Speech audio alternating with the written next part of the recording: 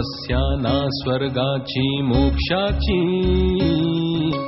ही तपस्या ना लोभाची लाभाची, ही तपस्या नाही पुढल्या जन्माची, ही तपस्या नाही कुठल्या स्वार्थाची, ही तपस्या तरीही केवळ भाग्याची, ही तपस्या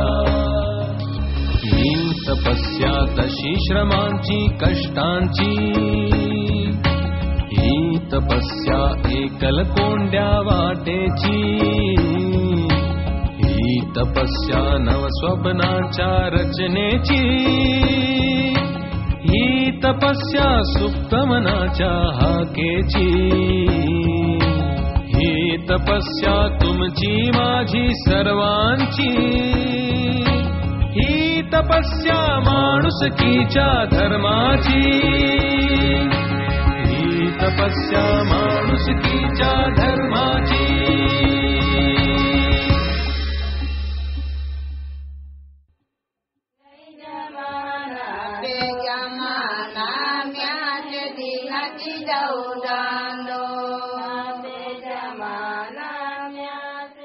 मेळघाट, सातपुड्याच्या पायथ्याशी झालेला घाटांचा सुंदर मेळ.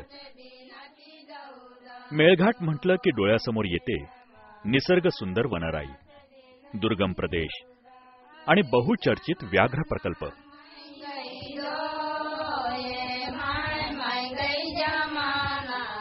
पण खऱ्या अर्थानं मेळघाटाकडे सगळ्या जगाचं लक्ष वेधलं गेलं ते इथल्या आदिवासी बालकांच्या कुपोषणानं झालेल्या मृत्यूमुळे.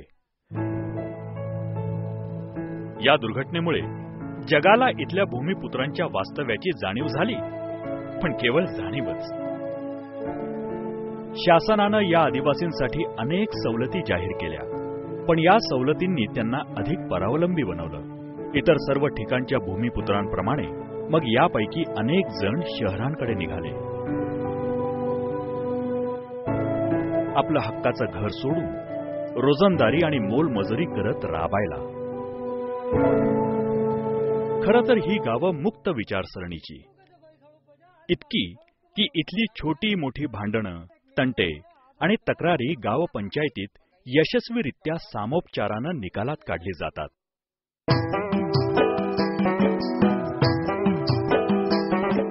पण रोजगाराच्या चिंतेमुळे ही बसलेली घडी विस्कटायला लागली होती.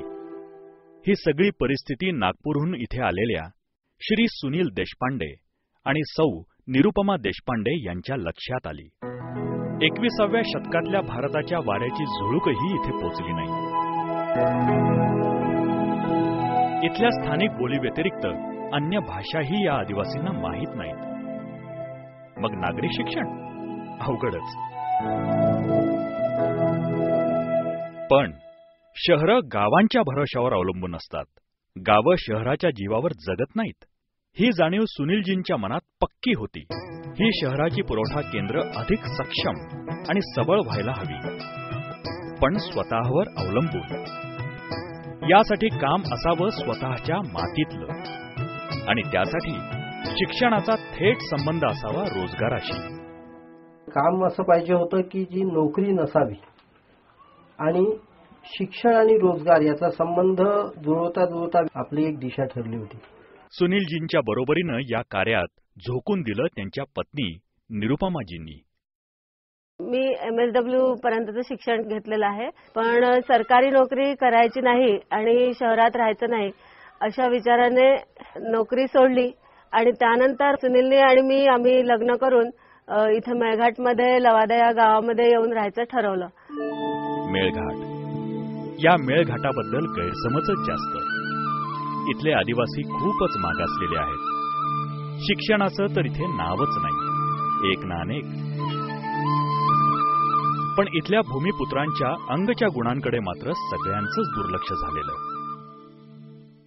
या आदिवासींची परिस्थिती सुधारण्यासाठी आधी तिचं नीट आकलन झालं पाहिजे. यासाठी या दाम्पत्यांना इथे वर्षभर गावकरी बनून राहायचं ठरवलं. त्यावेळी मेळघाटाच्या कुप्रसिद्ध कुपोषणाचं विदारक वास्तव त्यांच्यासमोर आलं. ते केवळ वृत्तपत्र आणि बातम्यांच्या माध्यमातून कळलेलं हे कुपोषण प्रत्यक्षात किती भयानक आहे याचा त्यांना प्रत्यय आला.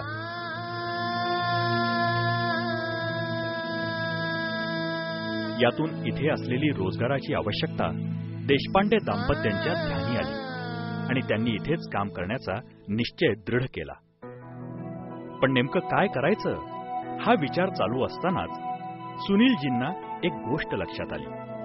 या मेळघाटातल्या जंगलात बांबूचं प्रमाण खूप आहे. बांबू उत्पादनाचे प्रशिक्षण घेतलेल्या सुनीलजींनी याचाच वापर करून घ्यायचं ठरवलं रोजगार निर्मितीसाठी.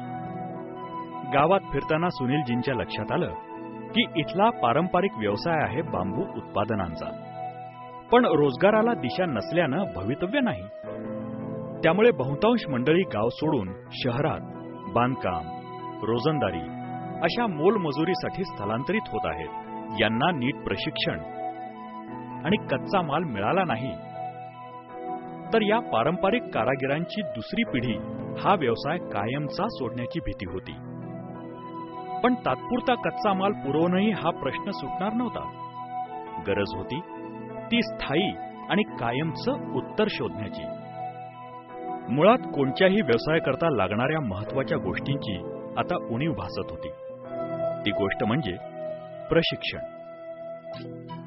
आणि या अपूर्णतेला पूर्ण करण्यासाठी सुरू झालं संपूर्ण बांबू केंद्र. पांढरकवड्याच्या क्षेत्रामध्ये म्हणजे यवतमाळ जिल्ह्यामध्ये बांबूला फूल आलं होतं 1984ला. तिथलं उत्पादन म्हणजे कोलाम समाज हा तिथला आदिवासी समाज आणि त्यांच्या उत्पादनावर आणि पर्यायाने उत्पन्नावर परिणाम झाला होता. त्यांना बांबू मिळत नव्हता. याच्यासाठी तिथे एक प्रकल्प सुरू करण्यात आला, वनवेणू प्रकल्प.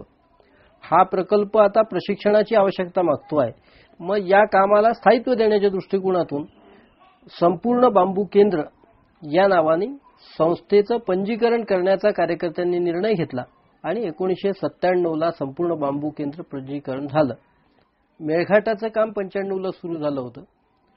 या कामाला सुद्धा तेच बॅनर वापरायचं, तेच संघटना वापरायची असं ठरलं आणि मेळघाटाचं काम सुद्धा संपूर्ण बांबू केंद्राच्याच माध्यमातून पुढे आम्ही चालू ठेवलेलं आहे. या संपूर्ण बांबू केंद्राच्या लवादा इथल्या केंद्राला वेणू प्रयाग म्हटलं जातं. प्रयाग म्हणजे 3 पवित्रतम नद्यांचा संगम. इथेही या व्यवसायाच्या संगमात प्रशिक्षण, उत्पादन आणि विपणन म्हणजेच मार्केटिंग असे 3 प्रवाह एकत्र येतात आणि हे देखील बांबू म्हणजे वेणूसाठी.